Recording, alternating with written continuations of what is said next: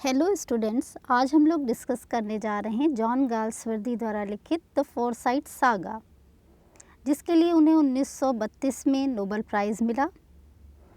Foresight एक ख़ानदान का नाम है और सागा कहते हैं कहानी या गाथा को। ये जो फोरसाइट सागा है ये ख़ानदान की कहानी है। जॉन गाल्सवर्दी ने द फोरसाइट सागा में 3 ट्रायलॉजीज़ लिखी, तो आज हम लोग डिस्कस करेंगे उनकी फर्स्ट ट्रायलॉजी, जिसमें उन्होंने 3 नॉवेल्स और 2 इंटरल्यूड्स लिखे हैं।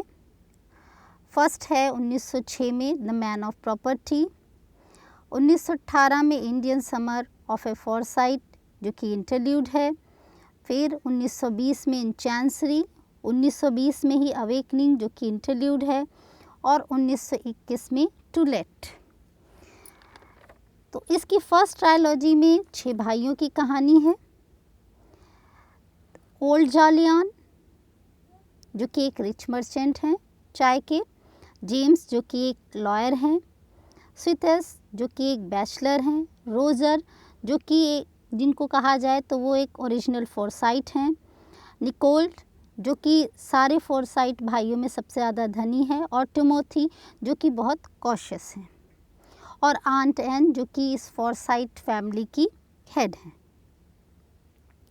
ओल्ड जॉलियन का बेटा है यंग जॉलियन, और जेम्स फोरसाइट का बेटा है सोम्स फोरसाइट। सोम्स फोरसाइट की पत्नी है इरीन, और यंग जॉलियन की फर्स्ट वाइफ से उसे एक बेटी है जून फोरसाइट। तो आइए डिस्कस करते हैं फर्स्ट ट्रायलॉजी।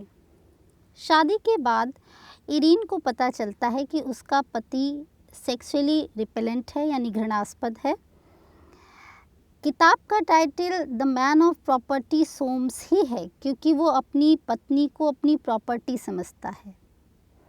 यंग जॉलियन की एक बेटी है जून फोरसाइट, उसकी सगाई फिलिप बॉसने के साथ हो जाती है, लेकिन यंग जॉलियन अपनी बेटी की सगाई में शामिल नहीं होता।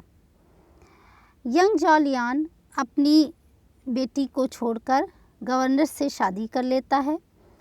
ओल्ड जॉलियन को अपने बच्चों से बहुत प्यार है, इसलिए वे अपने बेटे को साथ न देकर अपनी बहू का साथ देते हैं।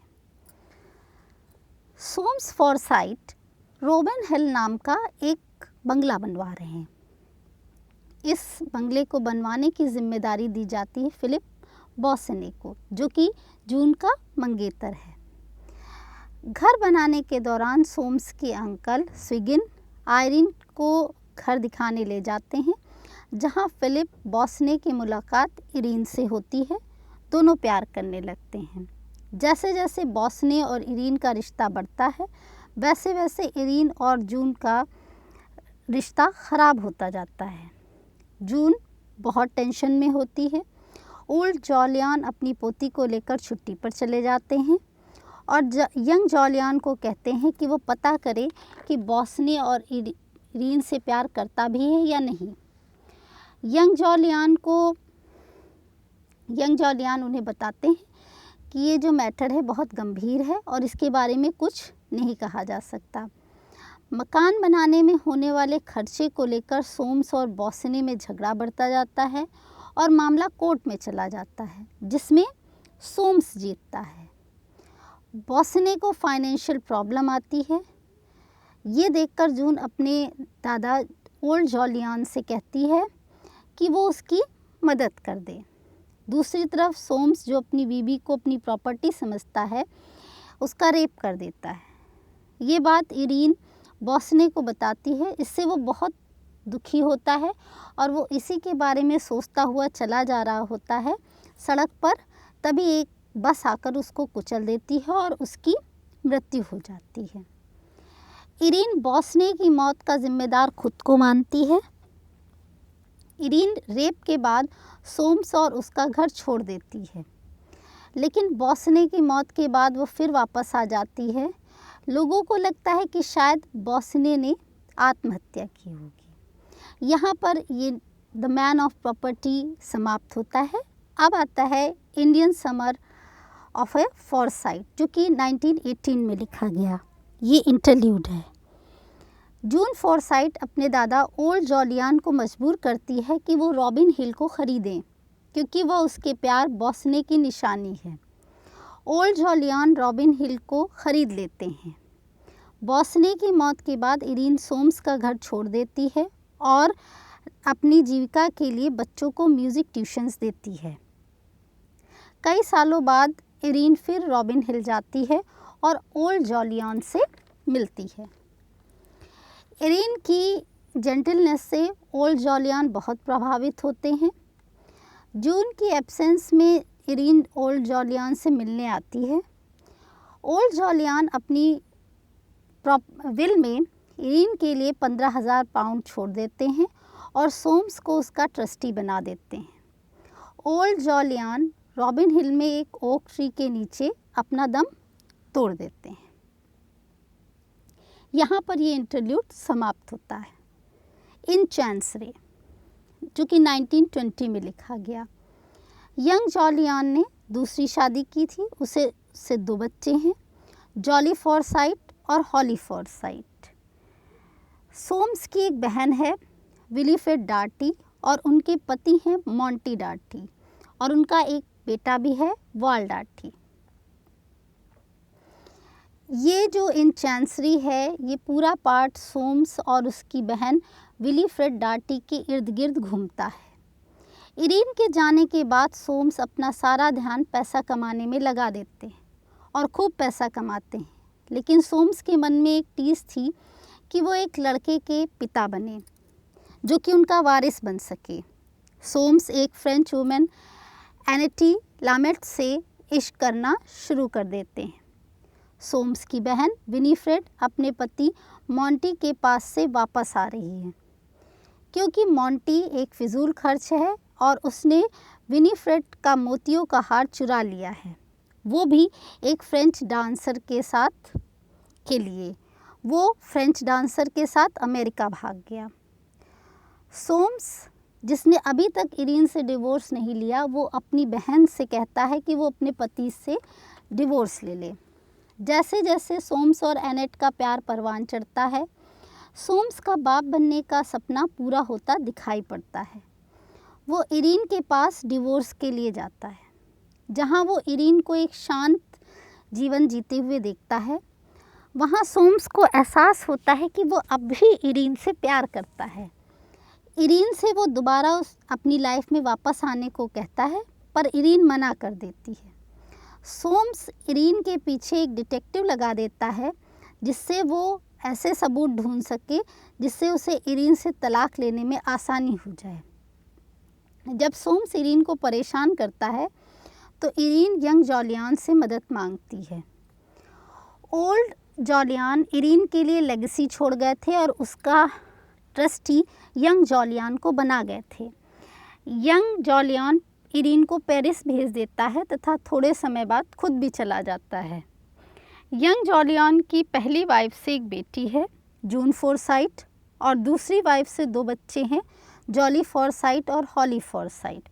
हॉली फॉरसाइट अपने बुआ के बेटे वॉल डार्टी से प्यार करती है, लेकिन जॉली वॉल को पसंद नहीं करता।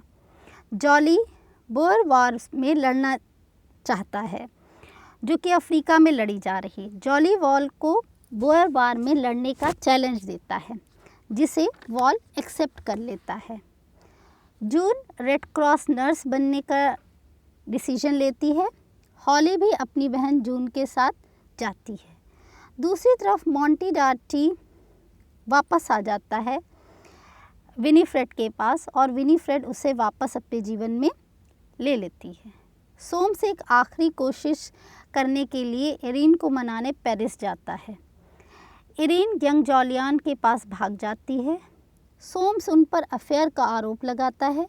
इसी बीच यंग जॉलियान को पता चलता है कि जॉली की अफ्रीका में बुखार से मृत्यु हो गई।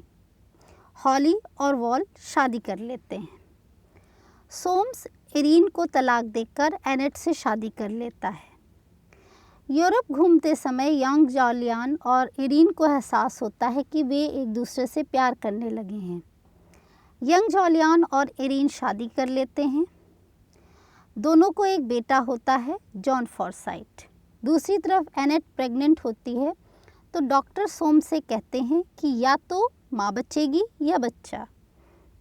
पिता बनने की चाहत में सोम्स उससे कहता है कि मेरे बच्चे को बचा लीजिए, लेकिन खुशकिस्मती से दोनों बच जाते हैं। एनेट को एक बेटी होती है जिसे वे फ्लेयर नाम से बुलाते हैं, पर एनेट अब कभी माँ नहीं बन सकेगी। इसके बाद आता है सेकेंड इंटरल्यूड अवेकनिंग, जो कि 1920 में लिखा गया। इरीन और यंग जॉलियान का बेटा जॉन 8 साल का हो गया है। वो बहुत इमेजिनेटिव है और उसको सुंदरता की बहुत समझ है। सोम्स और एनेट की बेटी फ्लोर भी बड़ी हो गई। इसके बाद आता है टू लेट। ये नॉवेल 1921 में लिखा गया। प्रॉपर नाम के एक व्यक्ति का अफेयर है एनेट के साथ। विनीफ्रेड डार्टी के पति मर चुके हैं। वॉल और हॉली रेस हॉर्सेस को ट्रेन करने का काम करते हैं। सोम्स को पेंटिंग कलेक्ट करने का शौक़ लगा है। वो एक जवान लड़के माइकल मॉन्ट को अपनी पेंटिंग का कलेक्शन दिखाने के लिए बुलाते हैं। वहाँ वो फ्लोर को देखकर उससे प्यार करने लगता है। उसी शाम सोम्स इरीन और उसके बेटे जॉन को देख लेता है। सोम्स उसके सामने नहीं जाता। जॉन हॉली और वॉल के पास रहने जाता है ताकि वो फार्मिंग सीख सके। वहीं फ्लोर भी आती है हॉली के साथ एक वीक बिताने के लिए। इस हफ्ते के दौरान फ्लोर और जॉन को प्यार हो जाता है। दोनों को अपने माता पिता के पास्ट के बारे में नहीं पता, लेकिन प्रॉस्पर, जिसका एनेट से अफेयर चल रहा होता है, वो फ्लोर को सारा सच बता देता है। विनीफ्रेड भी फ्लोर को सारा सच बता देती है।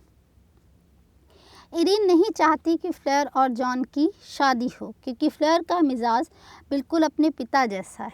इरीन को डर है कि जैसे उसके पिता इरीन को अपनी प्रॉपर्टी समझते थे, वैसे ही फ्लेयर भी जॉन को अपनी प्रॉपर्टी न समझने लगे। दूसरी तरफ माइकल मॉन्ट सोम्स से फ्लेयर का हाथ मांगता है।